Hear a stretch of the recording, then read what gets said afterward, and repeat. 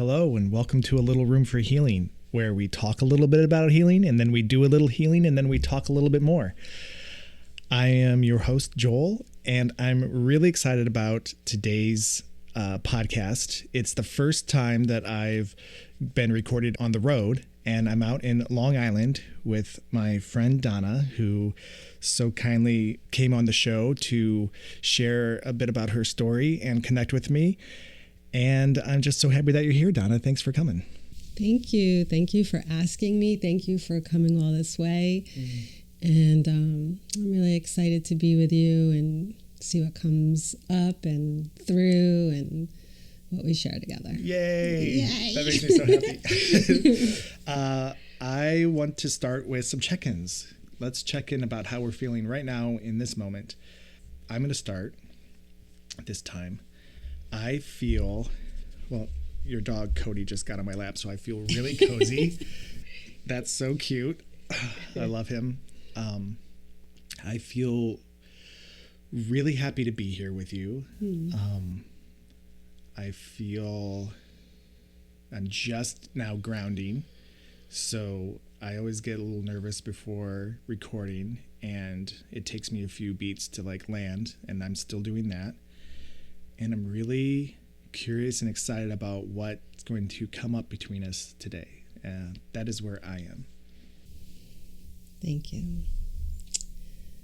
I would say I feel I have a little bit of a clenched jaw for the last 2 days. So that's kind of distracting me a little bit from being really present in my body. And I'm really nervous to share my story. And I'm really excited that you're the one that I'm sharing it with. And that you're holding the space for me like you always do so well. Thank you.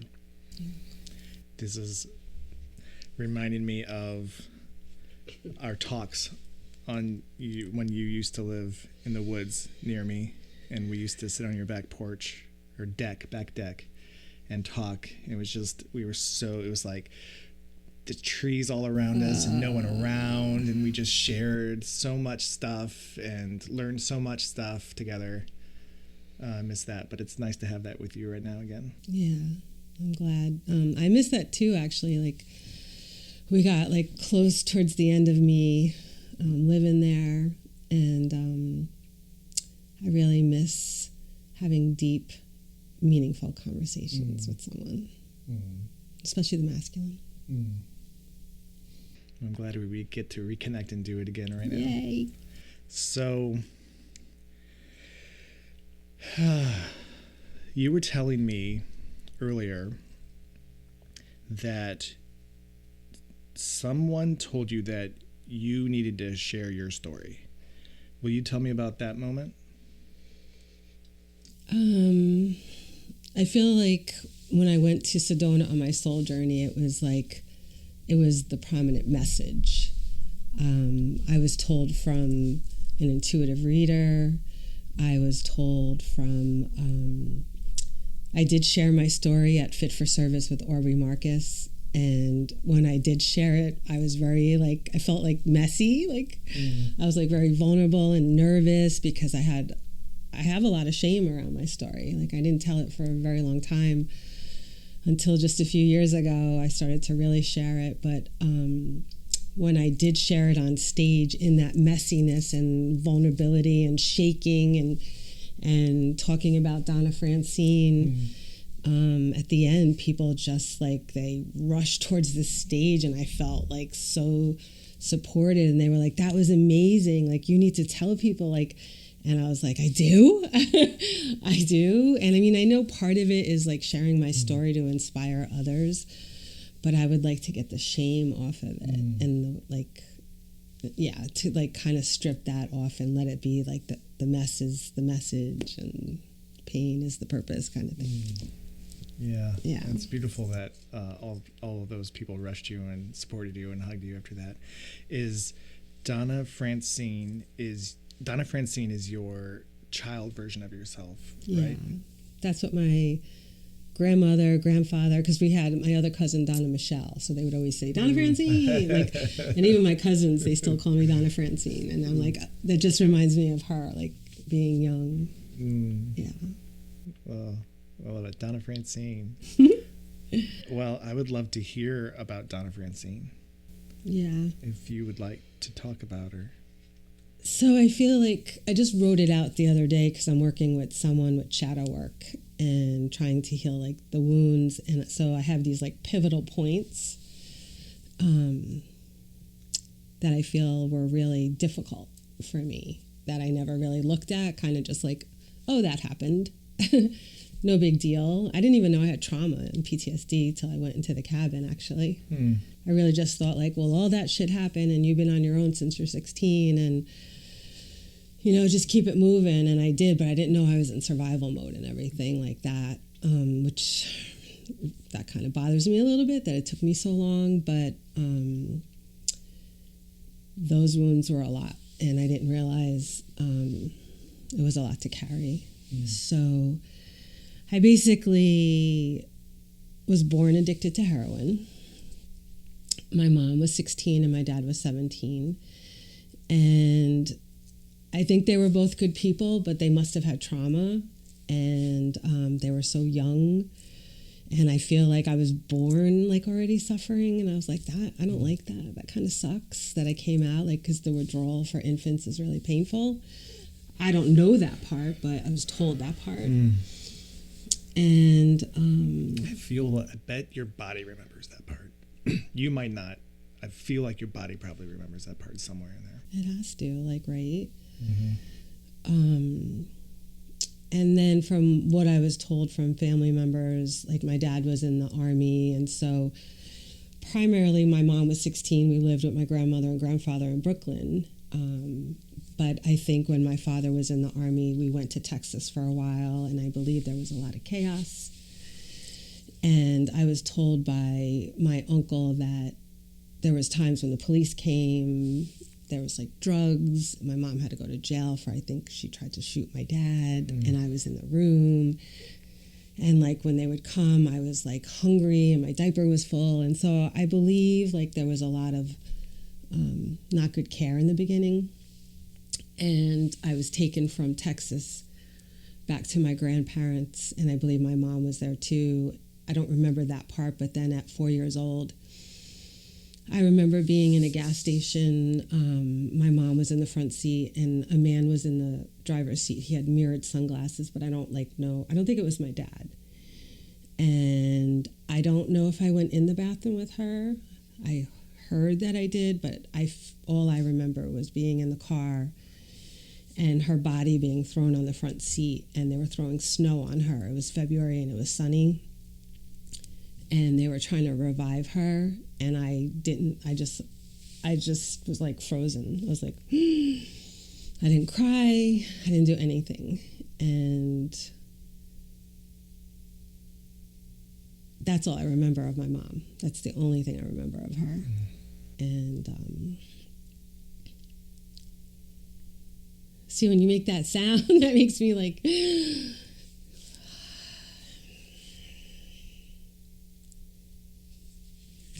because in my mind, it wasn't that bad. But when I hear someone like reflect that it was, that's what brings up.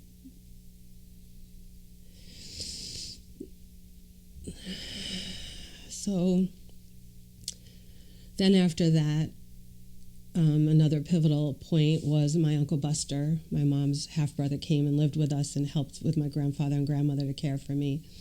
And I don't remember a lot of it. It seemed like okay. My grandfather was my rock. He was my protector. He would like rock me on the porch. Like I felt safe with him. My grandmother was a little much. She was a lot.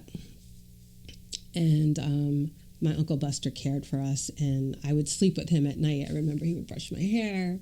I don't know why I slept with him, but I think it was okay. You just shared a bed with him? Yeah, I think we just, for comfort. I think it was that. I don't know how long it was for, but my mom died at 4, and I know when I was 6, I tried to wake him up, and he was dead.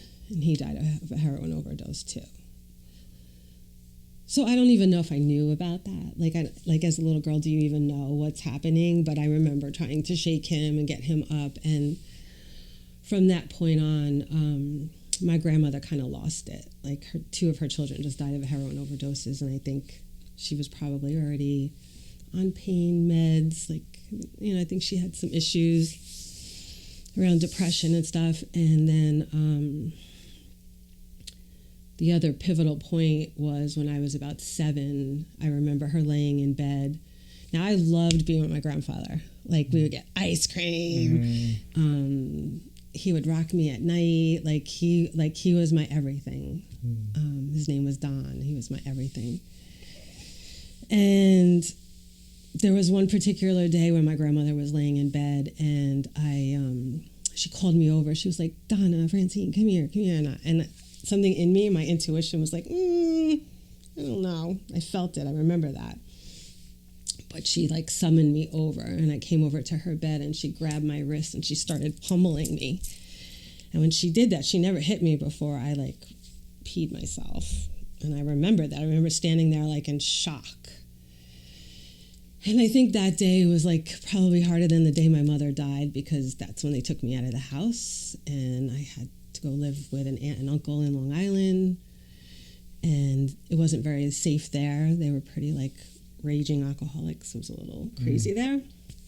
And I didn't know them that well. Like I knew them, but not that well. And then I eventually ended up upstate with Madge and Mike, my mother's sister, from 8 till, with them till like 13. And that was really hard because I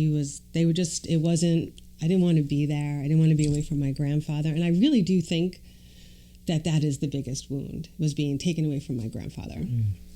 Now that I've done the plant medicine and breath work, and it was leaving him, my only safe person. And living in a house with my uncle, who I knew he didn't want me there, and my mom's sister did, but she was, a recovering alcoholic, kind of. She just wasn't available. She had her own trauma, and I just felt like I was living in this place. All this trauma, nobody there I couldn't express anything. Like I felt if I did, I would be shamed. It was very controlling. Who I lived with, Mike, was very controlling. Like he would be like crabby. I had to eat a certain way. I couldn't like play and like raise my voice. I couldn't, like we had to sit very proper. And then when he would go away to the firehouse and work for a couple of days, it was better. Madge would be like lighter, and it was fun. And then he would come home, and we were back like in this cage. And were you ever able to visit your grandfather during that? No, not till the day he died. That was the next time you saw him? I was 13, and I went to his bedside, and I just remember, like I was 13 and I didn't know what to do, and I haven't seen him for years, but I really like wish I would have gotten in bed with him and just cuddled him. I just think I have a lot of grief around that too, because I just wish I would have did something more, but I didn't know what to do. I was 13 and I didn't stay long. I guess I didn't want to deal with it. And then the next time was at the funeral, and I walked in and I remember seeing the coffin, and I just passed out. I collapsed. And then, lived with Madge and Mike. And Mike... I have a question real fast. Yeah. Would you like to be in that grief of your grandfather for a little bit?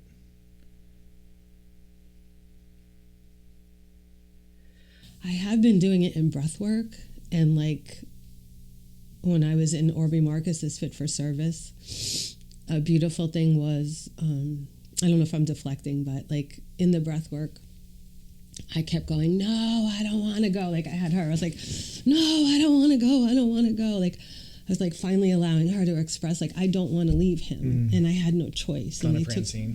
Donna Francine did not want to go.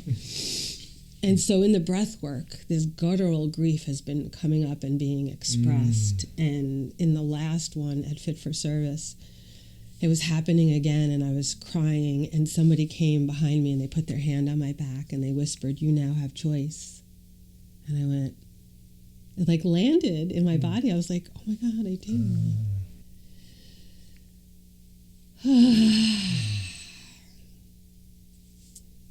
Yeah.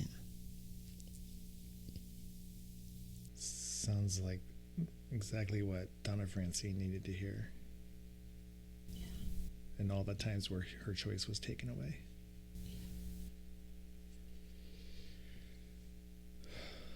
And you know, the crazy part is like, you know, you just operate. Like, you just, like, I was just surviving, like, living with Madge and Mike, and like, you should be grateful you live here. Like, that was the message. You should be grateful. But like, I couldn't, like, I had lice, and like, you know, like, I wasn't cared for properly, and like, to ask for something, I would be shamed. I would be put on a front stoop with a suitcase, you know, and they'd be like, if you don't behave, someone's coming to get you. Like, they had these tactics that weren't really safe for me. And I know Madge wanted me, and I know she did her best. But for what I went through, like, I really needed a soft space. I needed a safe space, and I didn't have it. And then Mike started to, my uncle started to molest me when I was 9. I started to develop, and he started to, you know, I never actually said I was molested because I never thought it was bad, like, because it wasn't like forced. It was more like, I'll be nice to you now, so come here and do these things. And I never thought it was like that bad. I was actually like, I say this because I'm like, wow, like, I got attention. I was like, at least I got some attention from the masculine, you know? And so that went on for a couple of years, and then she divorced him, and then it was just craziness until I moved out at 16 and been on my own pretty much. No, not really having family or, you know. Where did you go?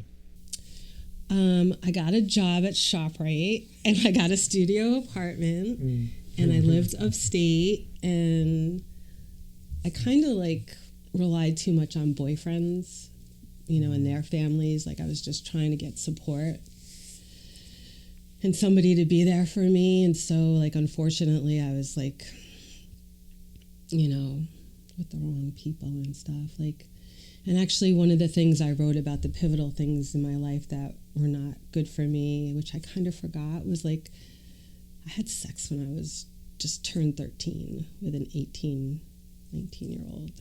And I was like, wow, I've kind of forgot about that. That's kind of traumatizing, you know, because it wasn't loving. It was more like just to get attention, just to feel loved.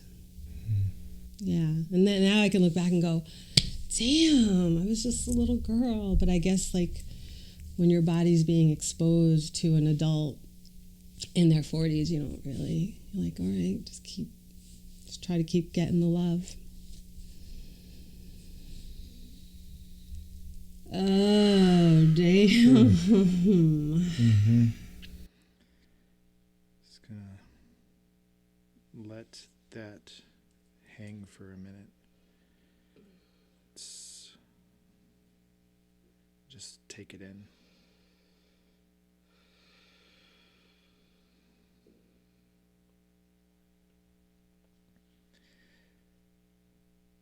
One of the things that we've talked about a lot about your journey, your life, your story, is a sense of home. Whoa, I just got emotional thinking about it. And how you haven't felt like you've had a home for as long as you can remember. Yeah, I'm still there. The cabin was for a minute. Yeah. I guess because, like, the cabin was, you know, my Uncle Charlie built it. And I had him in my life, my dad's brother, for like 10 years of my entire life, from like 36 to 46. And he was a hippie like me, so we did get along. But then there was another break in a family situation there where they all kind of left. And when I moved into his cabin when he passed, I was like, I'm in a family home. Oh my God, I'm actually in a family home. And there, even going there, made me start to realize, like, oh shit, I have trauma around my dad's side now. Like, you know, like I would look at, like, oh yeah, that happened with my mom. But then I was like, oh, where was everybody when I was young? I had a grandmother, I had aunts and uncles, and so that going in the cabin and being in a space by myself and not having energies like distract me or pull me out of myself was like where the healing begun. And then, like, you guys down 4 miles down the road really fucking opened it up. Whoa. So yeah, that felt like a home. But now I feel like I'm back out there again. I'm feeling settled and like safe in my body. You're not feeling safe in your body right now? Or these days? No. Nope.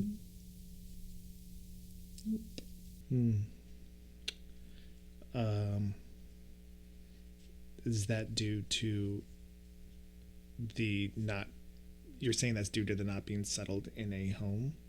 I just think I need to be in my own amazing, beautiful energy. I think, like, nothing against anybody, but like, I went to Sedona for 2 weeks. This was so powerful for me. I went to Sedona for 2 weeks, and I was like, how come I don't feel so depressed? How come I'm not that anxious? How come I'm actually really happy? And I'm having a blast with myself. And then I went, oh my God, I got to look at who's around me.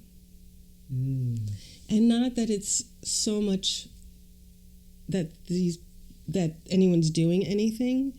It's the wounds in me that their energy is hitting on. That's causing disruption within me to look at. Like, I would like to feel safe. I would actually like to, like, I feel like I'm a little bit more safe in my body now because, like, I have choice now. I kind of remembered that I actually have choice and I don't actually have to be anywhere I don't want to be. But I think because I carry the trauma and the wounds and the PTSD and all that unresolved stuff that hasn't been healed or witnessed in the way or supported in the way or whatever needs to happen has not been cleared from me. So I'm still scanning a room. I'm still not like, oh, let me fix this energy because it doesn't feel safe. So let me try to shift the energy in the room, which I did as a child. Like, I adapted, like, be funny, be cute, like, be the light. And I still carry it with me. And that's only just so I can feel safe. But I didn't know that. I thought that was my job, was to make everybody happy and make everybody... There was a lot of grief. I remember hearing my grandmother wailing after my mom died. And I was like, like, it was so loud. And I just went, And then I went on, put on pajamas and silly socks and was like, let me be the clown or whatever, right? To like shift the energy. But I've done that so much that I've been outside of myself. And so, like, I can't be home because I'm so focused outside. What does the lack of safety feel like in your body? Well, my jaw is so clenched. Like, so clenched. It wasn't as clenched in Sedona, which is a real good, like, indicator for me. But I think that, and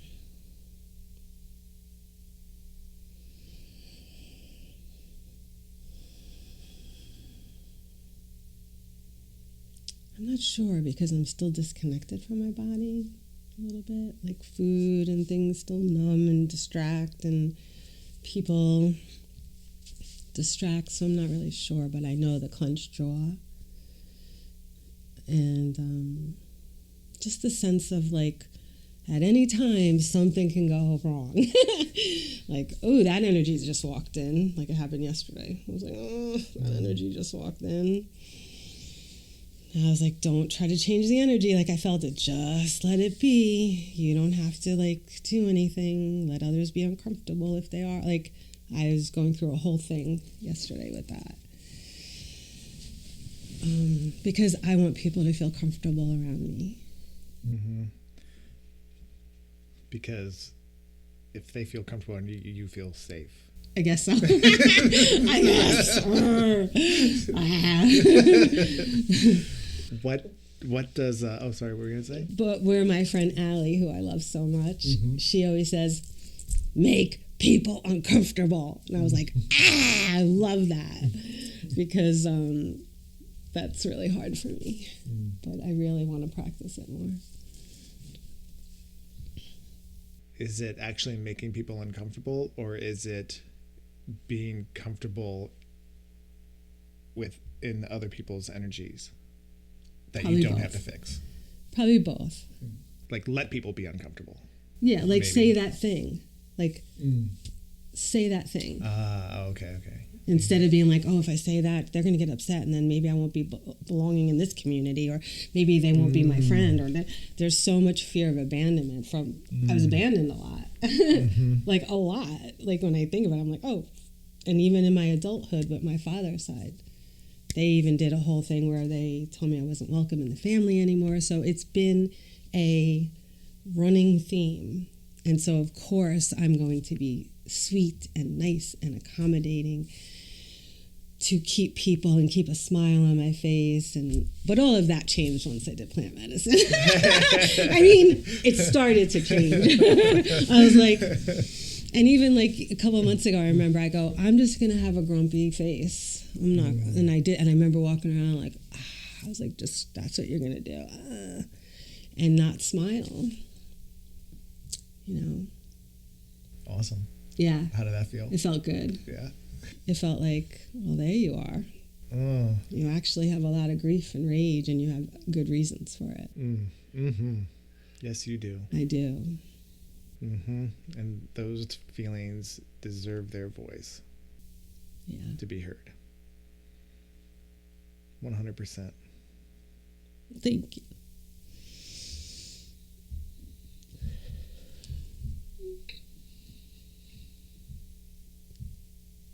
I seem to put myself around people who don't know how to be with that. Like situations like that have happened in the last 2 years around like trauma and PTSD being activated in me made me like collapse in and be like, who are you to hold space for anybody? Who are you to do anything? And I really became pretty depressed. And the last 2 years were like really hard. Because like things would happen and I couldn't understand how people would react that way. Like a situation on a boat with friends where I was promised it would be safe, and you know, I told him I'm a little nervous and no worries, and we're out in the boat. He just decides to go into the ocean with a lot of people, you know, who I knew on the boat, and he's drinking and smoking and driving fast, and it was so chaotic, and we were and I fucking panicked. And then the reaction, like, was shocking. That I was, like, crying and nobody came over to me.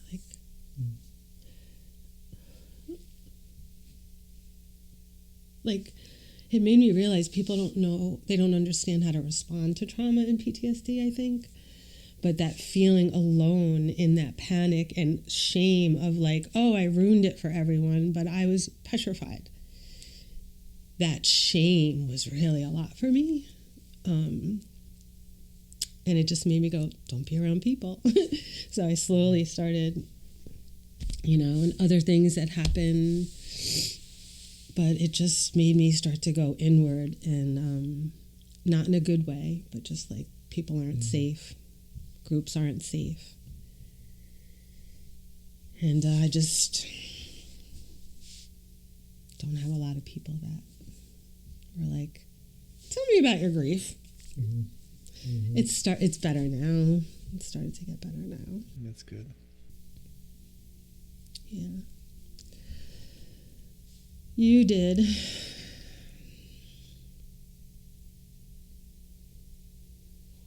You were like, give it to me. And Allie, my friend Allie, she was like, get those tears over here. I want it so bad. I'm like, I love that. I'm like, it's okay to cry.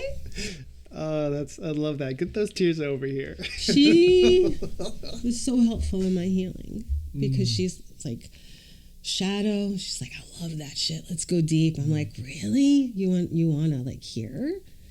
Like, I remember one day she stayed over here, right where we are, and she was kind of a new friend, but we were like hanging out, and I remember her talking about, I think it was around the holidays, and she was talking about her family and all that they do, and like she was kind of like tickling my back, and she goes, oh, my mom does this to me, and I was like, and I went, moms do that to you? Like, it made me go, oh, like, I don't realize that all that I didn't have till certain situations, and I didn't think much of it, but then I went upstairs and I went to bed, and then the next morning I woke up and I go, I feel like I'm going to burst into tears, and I'm not sure why, and I came downstairs and I go, Allie, I feel like I'm going to cry, and she goes, come on. She literally put me on her lap and held me, and I've done that for women too, but like she held me and she let me weep. And I don't remember experiencing that in my life. Like, I was like, oh my God. So she's been so important to me, like, to like just get it out, and that your dark is good and the shadow is good, and like she would always remind me in the last year, like last year was a really bad year, and she would be like, you're fucking Donna Amber, like remember who you are, you're a light, like, but I couldn't see my light. I was too I think too broken. Like, I think too many disappointments and too many people letting me down, and me trying so hard to make friends and community and be in service, and I felt depleted and unsupported, and I just crashed. At the end of last year, I crashed.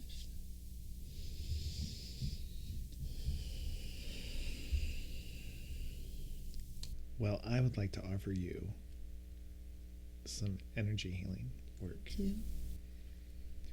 And also, I want to say thank you to Allie. Yeah. For giving you that space to cry and to grieve. That's so beautiful, and big gratitude to her, and that you were able to find that space in someone. I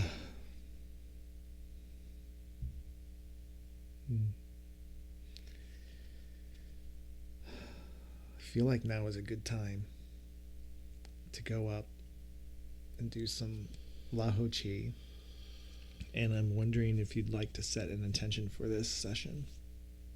Yeah.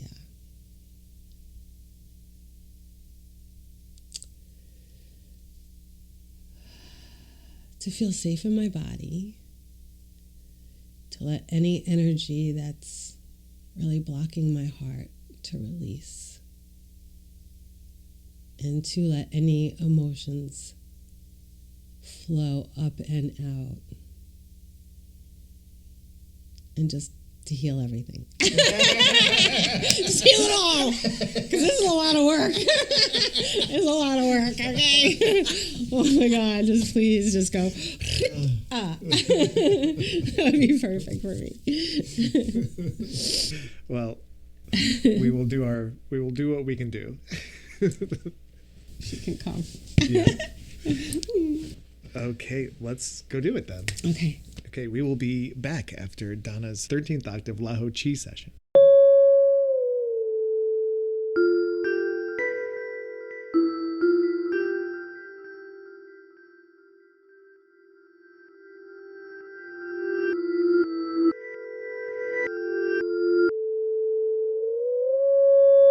Okay. We are back from Donna's session, and it was a little bit of an adventure, I must say. Let's start with a check-in about how we're feeling now. And let me go first again. I am calm. I'm relaxed. I am very curious and very intrigued about what happened for you. So I will now pass it over to you for your check-in. Okay. I feel like I'm vibrating internally, but the vibration feels more about laughter and tears, which is something that I'm actually like, oh, I don't do that. But I feel like this vibration, like I feel like I'm going to start to like laugh. Like and not be able to stop. I'm going to keep it together. Yeah, so I like that feeling actually. Cool.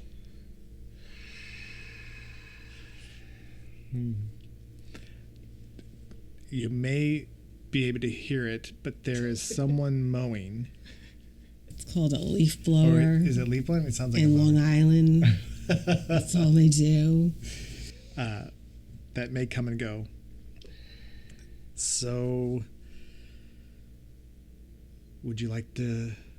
Are you open to sharing a little bit about what came up for you? All right, bring it. I'm ready. I'm so ready. Bring it on. So, first of all, when you started the session, I could not believe. I felt like you had hot gloves on.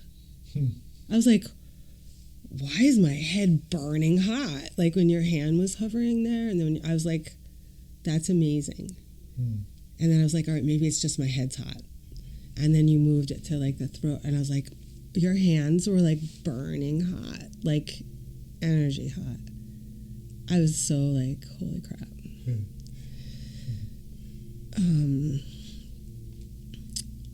I love the session because I loved how you did the invocation. That felt so sacred to me, and I felt so safe with you. And it was really good for me to be like in that safe masculine energy and quiet, because a lot started to come through with different things. We had, well, first I want to say, like, because I felt safe around you, I started to realize, like, and I know this, I've realized this, like, I'm always braced. When I wake up from my sleep, I'm braced. And I'm like, oh God. And I started to realize that in the last couple of months. And on the table, I was like, oh, I'm still braced. Oh, I'm still braced. And I was trying to, like, just really feel your safety and your energy and allow myself to just, like, soften as you move, like, the energy healing around through me. So, like, that was something I was really conscious of. So that was really good for me. And then we had leaf blowers, like, all up in our shit, like, right outside the window. Like, it was crazy for how long it was going on. And it was so loud, but I was like, you can't let the outside disturb your peace. This is part of your lesson. So I was like really trying to just, oh, you're braced again, unbrace. Joel's got it. He's holding this container. Don't let that outside get you. And I just tried to keep that focus. And then it got so much, which was so hysterical, that I was like, are they going to crawl in the window? Like, I was just like, and I bursted out laughing and scared you. Yeah, you did. But, and then I started to cry. And then I started to realize, like, I don't laugh enough. Like, I really don't. Like, that makes me want to cry. Like, I don't laugh. And that felt so good to laugh. And I don't cry enough. And I'm like, wow, I'm in Joel's presence just a couple hours, and I'm feeling so safe and de-armored that I can cry and I can laugh. I don't have to tighten up and armor and protect against energies that I don't feel safe around. And that really sucks because I really feel that. And it's everywhere I go. I don't really, not everywhere, there's just for certain people that I can feel safe with, but not a lot. But that really just showed me that I need to laugh more and I need to cry more and I need to be around people where I feel safe and that can hold that kind of space for me. Do you have any questions? No, I was just taking in I was taking in what you were saying about feeling safe in my presence, and it means a lot to me. So, very happy to be able to give you that. Thank you. And provide that for you. Yeah, because it really affected me where I was like, oh my God, I'm giggling, laughing. Oh, now I'm crying. Oh, my body needs to flow. Not armor. Oh, that sounds so good. Yeah, I've been armored for 59 years and I have to de-armor. And I kept trying and I was like, soften, unbrace, so it's not realizing how much my body has been like this. Protect yourself. It's not safe anywhere.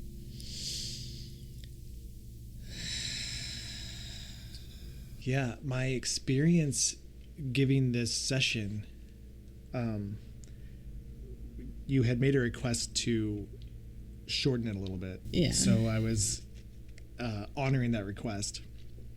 And then the noise of the leaf blower, and then the heater noise, and your dog Cody did a little tiny bark or two, and I was like, went through this process of, I feel the energy. I'm hoping that she's not being taken out of her experience in it, but hearing that it all was tying into your experience, of course it was, because that's the way that it always works. It always works that way. And that's what I was saying too. I was like, I wonder if Joel thinks that this is ruining my experience, where I was like, practice not letting the outside throw you off your center, because that's my work. So I was taking all of that in and just being like, and then as soon as I said, oh my God, are they going to crawl through the window? And I laughed, it went away. It went further away because it was up there. And I was like, oh, you're so powerful. You just made them go away. Just by expressing. By that kind of shift the energy out. Vocalizing what was happening. And let it release out of the body with laughter and crying, and it went away. I was like, thank you. Yeah. Because that wouldn't have happened. Yeah. That wouldn't have happened. I wouldn't have laughed and cried and went, oh my God, I don't laugh and cry.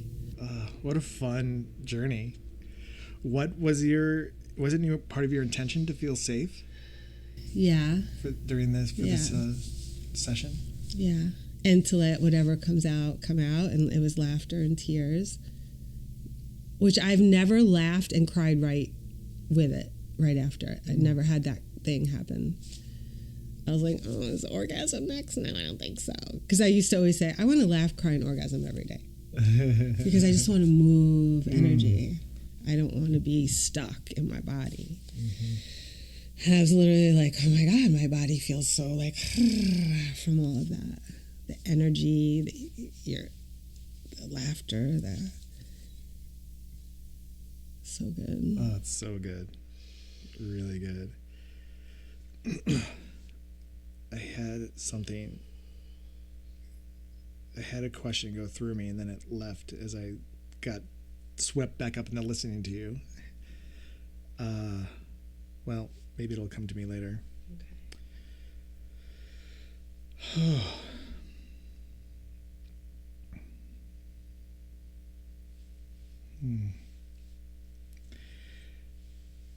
When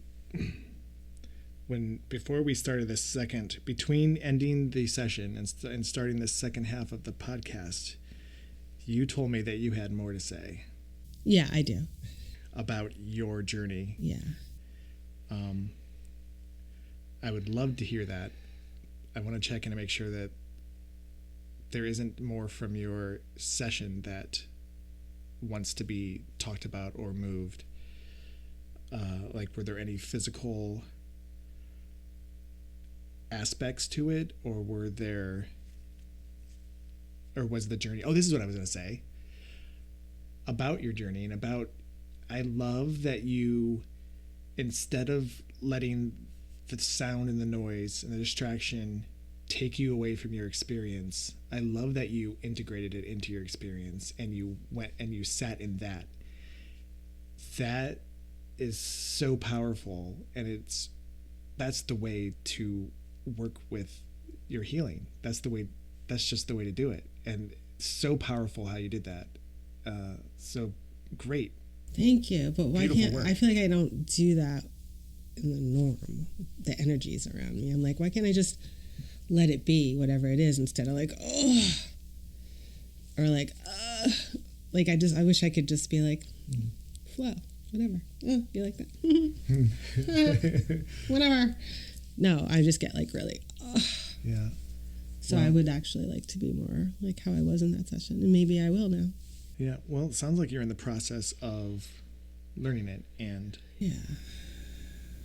it takes time to learn things and to shift into it and integrate it and take it on wholly. Yeah. Yeah.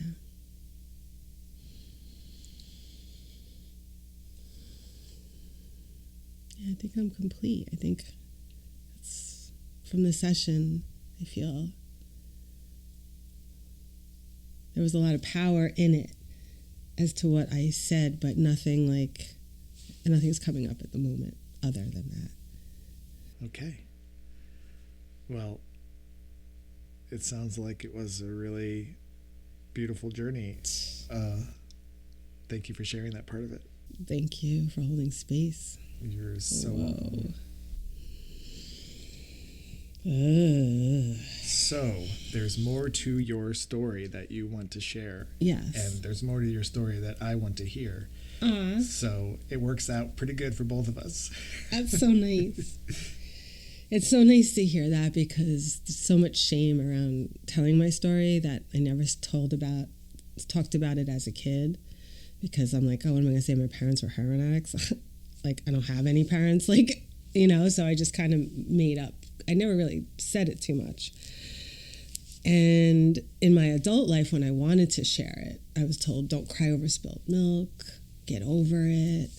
And so there was nobody who ever wanted that, like the story. And so I felt a lot of shame around it. And this is probably like maybe the third time I'm ever like really saying it out loud. And I think that's why I get so emotional and shaky, because I'm like, oh my God, I'm really saying what happened to her. But that's why I'm doing all of this. It is for her. It's for my inner child, because she wasn't safe and she wasn't seen and she wasn't held and supported and loved well. And that trauma has lived with me my whole life.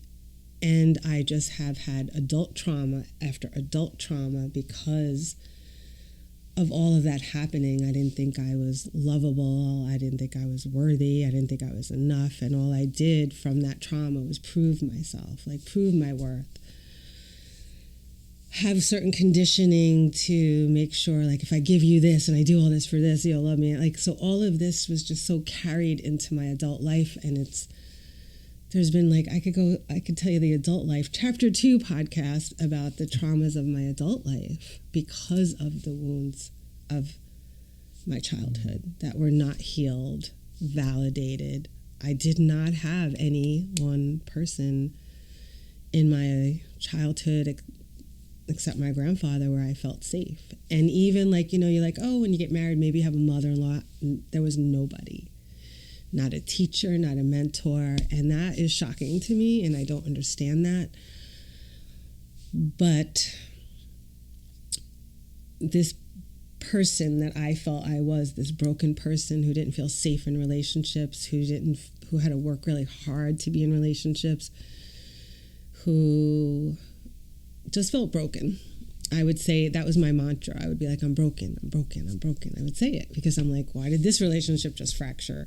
Why did this not feel safe? And like, I've come to this place in my life now, like just recently, mostly through plant medicine a couple of years ago, where I went through the journey and it opened up that trauma. Like, I had no connection to what happened to me. I would say it, but I didn't feel anything. And then the plant medicine like blew me open, where I felt what my little inner child went through.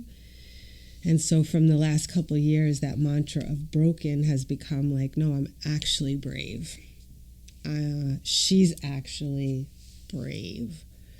Like, to go through this whole life with that kind of foundation and not have anyone there, and to be who I am, it's like a little bit of a miracle.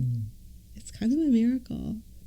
Because I could be a drug addict. I could be so many things. And I guess, like, God's like, you got a purpose, girl. You got a purpose. And that's truly what I feel is inside of me. I feel like because I know loneliness and despair and trauma and PTSD and addictions and all of this abandonment, like, I know it so well that maybe I am there to be a beacon of light for others who feel that, who feel lonely like I feel, and struggling like I feel, and suffering like I feel. And that I can say, me too. And they feel less lonely. And the goal is to heal myself, that I just like take my hand and reach it back for the people who are ready to be like, yeah, me too, I'm ready to feel good in my life. Great goal. Yeah. And it's been what I've been doing for 9 years, but I've been doing it from a wounded place, of a depleted place, of not being supported in my own life. I just didn't know it. I didn't know it until I did the plant medicine, and it showed me. And of course, all those things that have happened, those big triggers, the boat, the thing that happened here that have really impacted me, it was not really about that. It was really about that there's a wound that's looking to be healed inside of me, and that I keep deflecting and ignoring the trauma, and it's just like really looking for me to give it the love and attention that it needs. And last year, at the end of last year, was the year where I was like, I can't take it anymore. Like, I don't even like to say, I'm not even going to say what I'm going to say, but like, I was like, this is too much, too long. There's nobody there for me. I don't feel safe. I'm sitting in a cabin alone for 3 years. I really need help. I don't know what to do. I have no money. And I was at the end of my rope. And I came running to Long Island because I was like, you can't be alone anymore. Like, you are not okay like this. And I didn't know what to do. Like, I want to just love life. I just want to laugh and have a beautiful, joyful life. And for some reason, it's like really hard. And so I came to Long Island, and I said to a friend of mine, I said, I need to go to a trauma place. I need help. I don't know. I just can't. It's 59 years of me holding this up, managing it all alone, and I'm just done. Like, I can't do it. And then I did this special healing journey with a good friend of mine, and he held the space for me in a way that I was able to finally make a decision. And what came up in that healing process is, I'm going to sell the cabin. And that was so hard for me because it was my safe place, and it was my uncle's home that he built with his 2 hands. And that decision I needed in order to get resources to help heal myself. And as soon as I made that decision, real estate agent came. I sold it the first weekend. I said, I want it fast, easy, cash. And the first weekend it was listed, it was fast, easy, cash. I was out in 6 weeks. I was like, all right, what's the healing going to be? Where am I going to go? And I started with a 9-day breathwork training. And I walked into a room of 50 amazing people that I'm still connected to. I'm actually going to see one of the guys next weekend who still holds space for me to do breath work, helps me to feel safe and seen. And then I saw Fit for Service, and I said, I'm going on a soul journey. I'm going to go to Sedona. And all because I chose that, it started that really, like, me being able to get the healing that I need. By that decision of doing that hard thing of releasing that safe home, but trusting that I needed to do that in order to heal myself so I can be what I know I need to be out in the world and shine the light for her. Because it can't be all for nothing. Like, I'm like, you can't go through all that for nothing. That's how I feel. No way. I want you to be, like, I want Donna Francine to be the person that's out there and cracks open all these people who don't even know that they have trauma and that they're like, oh, I have an inner child in me that needs healing because I didn't know. Like, I want to be that. I want to be like, crack, crack, crack, crack. You got an inner child, too, that needs your love and attention.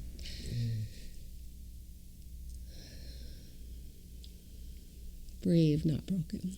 Brave, not broken.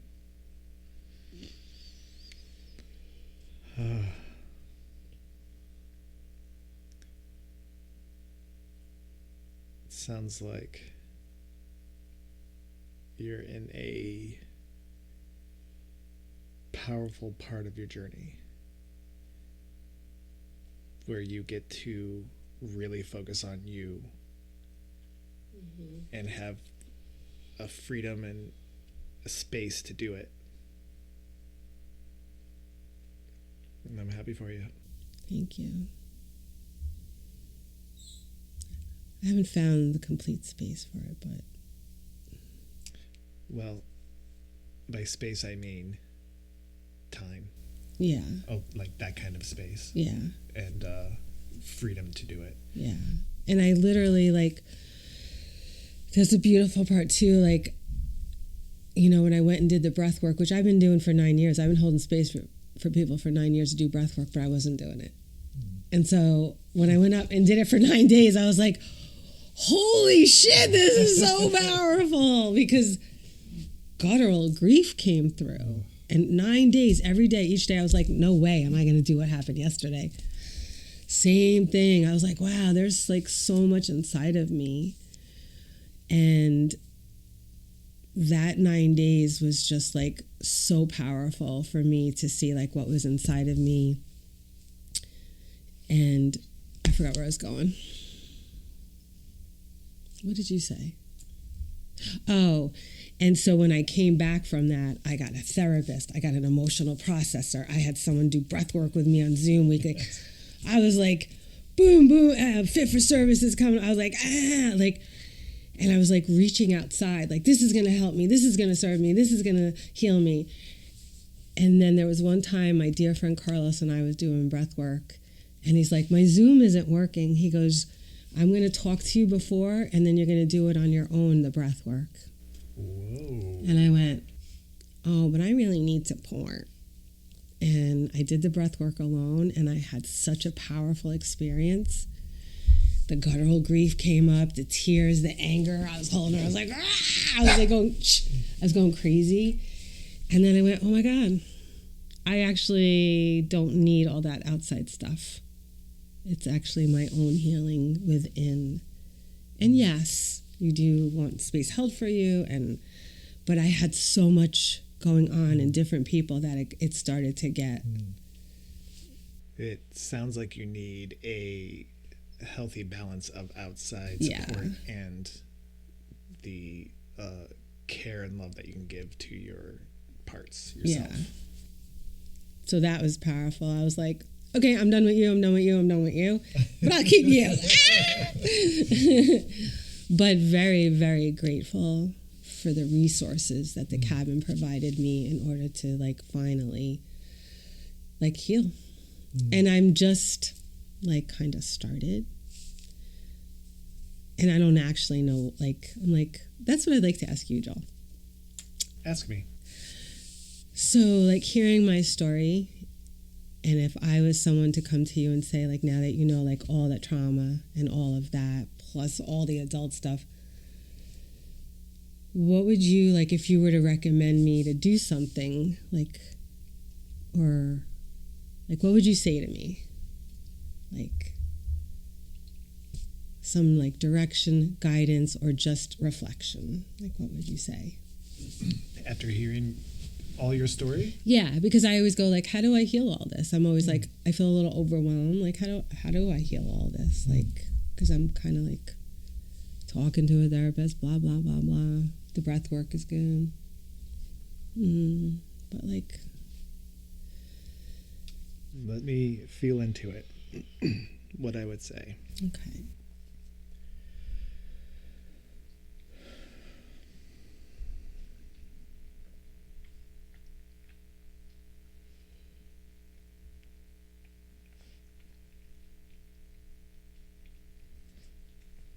I would say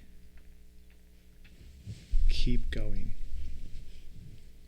Keep going with giving Donna Francine a place to express, and that place being you. Yeah. Adult Donna holding Donna Francine, and keep letting her tell her story to you the way she needs to say it, and the way she needs to cry it out and yell it out, and keep and stay right there with her. That's what I would say to you. I love that.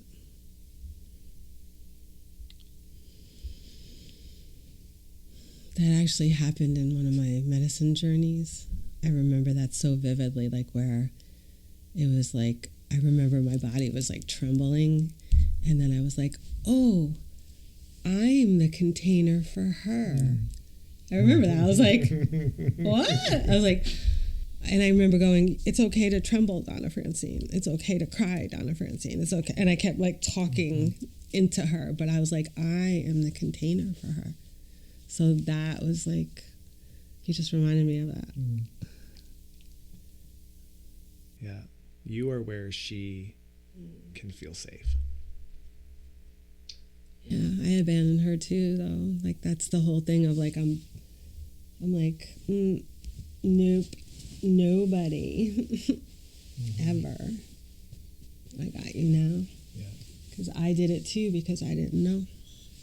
And I also would like in the process of learning to be the safe space for her, you may not get it right every time. Yeah. And you can let her know that. You can let her know that you're trying and that you really mean well. And sometimes you may not do the right thing, but you promise, if you have it in you, tell her you promise that you're going to come back. Yeah. And you're going to keep trying. Yeah. No, I am like, I feel the conviction of it. I mean, me being on stage at Fit for Service and holding this pillow up and being like, it's all for her. This is all for her. Because she's so worthy and I didn't know it. And I just numbed and distracted and deflected and poured out all my beautiful energy. And now it's like, I just keep saying, oh, I'm going to give you a happy childhood now. And that's why when I was on the table and I was laughing and crying, I'm like, I need to be around more people that I feel safe in order to like let all that flow out of me instead of like clench down. Can I share? I want to share with the people about what you created here. And you made a pillow with your younger self on it, Donna Francine, a big picture of her on this pillow. And I think it's the most beautiful thing because you can give her a hug anytime. You can take her with you. You can just love her and support her right there. And I just think that is such a great idea and a beautiful gesture to her. I just feel like, for me, I would always be like, yeah, my inner child, blah, blah, blah. Like, okay, I can't really see it. But doing this and going on my soul journey for 2 weeks to Sedona, I'm like, here, you're going first class. You're sitting in the plane with me. We're going first class because you didn't get treated like that. I got a Mercedes, so she can sit in a frickin' Mercedes. everything I did was for her to feel special. And having the pillow like this, like she was at Fit for Service with Aubrey Marcus and all these high-vibing podcasters.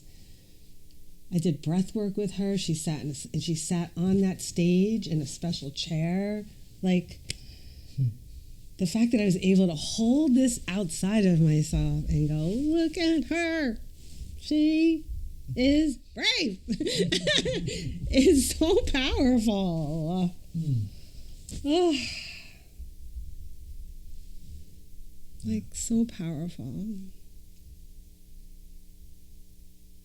And it's so weird, but like, I said to my friend, I go, I feel like she's starting to smile more. And I was like, am I crazy? But I felt before it was frozen, and now it's like, sort of like, oh.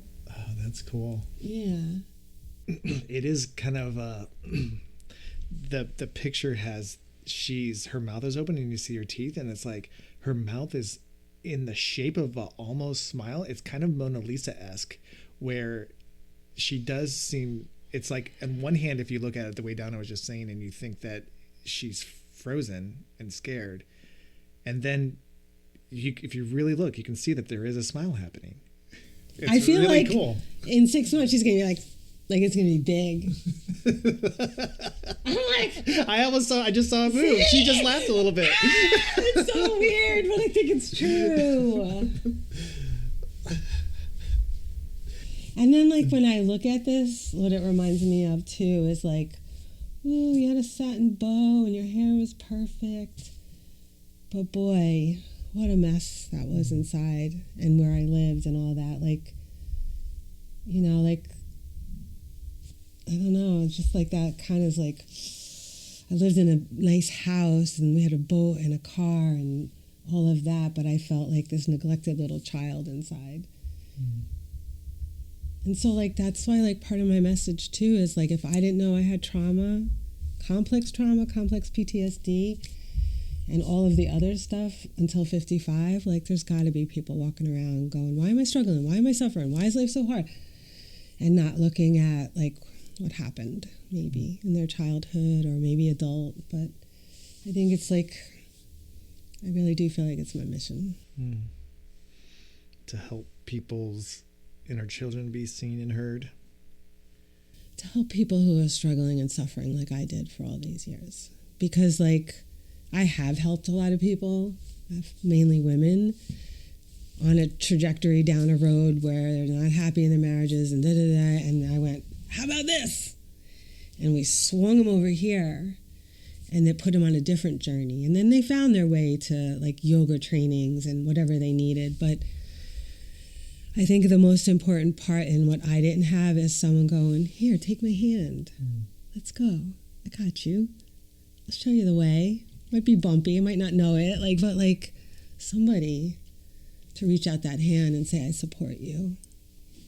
And I'll help you figure it out. Because I didn't have that.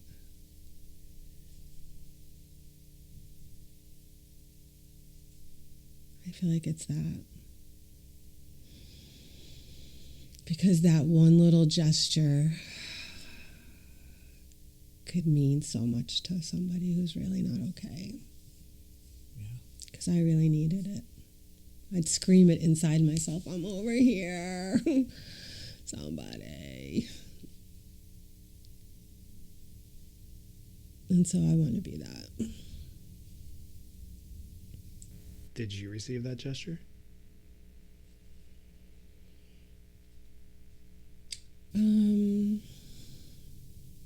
Well, in different ways, but never fully feeling completely safe.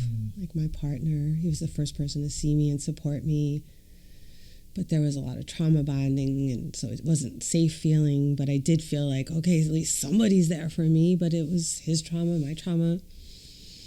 And then like little pieces with certain people, I feel like it's shifting more now.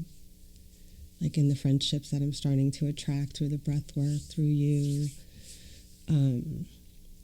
Allie.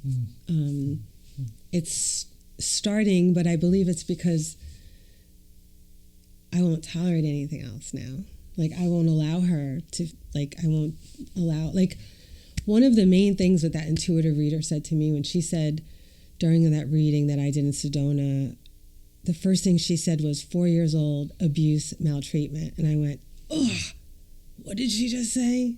I was abused? And then I went, oh my God, like, I have never said I was abused my whole life. I said abandoned, trauma. I've never said abused. And when she said that, it like punched me right in my chest. I remember I went, oh my God, trying not to react because I didn't want to feed into her. But I didn't even know her, and that she said that, and she said abuse. I left there and I said there will be not one day that I will allow her to be abused ever again, or myself. Committed to that. Like, don't even try. Like, where before I would be scared to say anything, or they're not going to be my friend, or they're going to leave, or they're going to think I'm not nice. Now I'm like, nope. No more abuse. It's a great step on the journey for safety. Yes.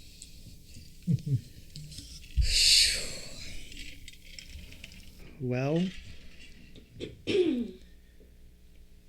do you feel like you have shared all of what you've wanted to share about your story in this particular moment? The only thing I want to just say, excuse me, is that I just started to do shadow work with someone for the next 3 months. So it's like, yeah, I still need support. But I do feel that most of my healing is going to come through being loved well in safe relationships. But first to do it for myself, and then allowing that to show up. I really do feel like that's going to be the healing. That's going to be the salve, like the oozy, yummy, laugh, cry, feel safe in your body. And that going back to all those situations and those wounds and that anger and the resentment and forgiving everybody for everything is really going to be the medicine. Not there yet. But I do know that that's going to be the medicine. Because I wouldn't be who I am if all of that didn't happen. I don't love saying that, though. I really don't. We strongly wish it didn't happen.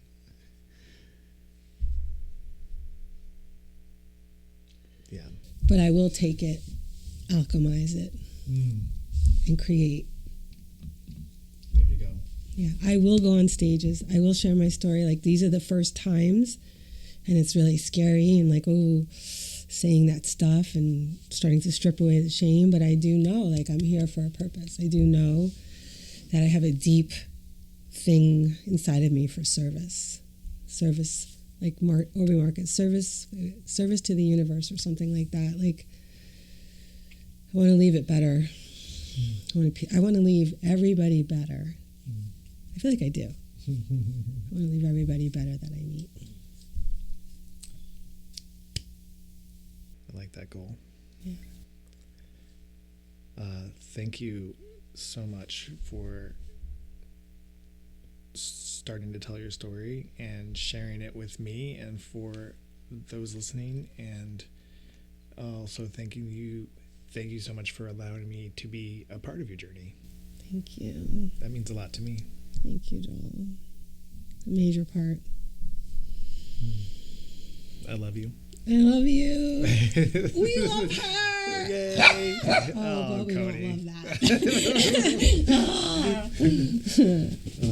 Thanks, Joel. Thank you for joining me, Donna. Thank you. Thanks for having me share my story in this safe way. And my hope is that it inspires somebody to just look at their life and how they feel and what they want, and they go for it.